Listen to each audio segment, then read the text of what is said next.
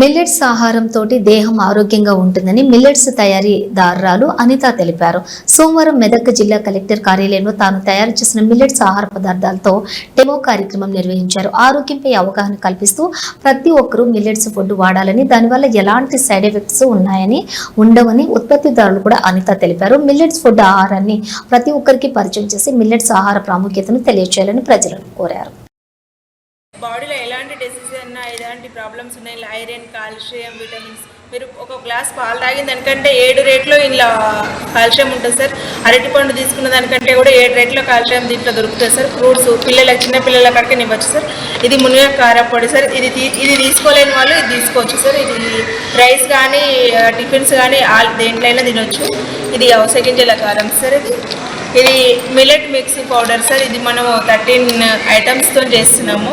అన్ని రకాల millets plus సజ్జలు, జొన్నలు, ఉలవలు, అవిసె గింజలు, ధనియాలు, వాము, మిరియాలతో తయారు చేస్తాం సార్. ఇది వచ్చేసి రాగి మురుకులు, ఇంకోటి వచ్చేసి అది అరికెల మురుకులు సార్. ఇవి వచ్చి అవిసె గింజ లడ్డూలు.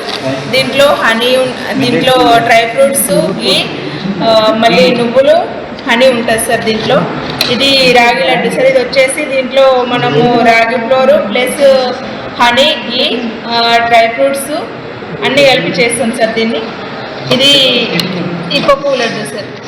ఇది ఇప్ప పువ్వు లడ్డు తీసుకుంటే సార్ బాడీలో మోకాళ్ళ నొప్పులు, మళ్ళీ బ్లడ్ ఇంప్రూవ్మెంట్. ఇది మిల్లెట్ డైలీ వచ్చి నా మొబైల్ నెంబర్ 995511. నాకు ఏది చేసినా డబ్బులు వస్తాయి, కానీ నేను ఇచ్చేదాని వల్ల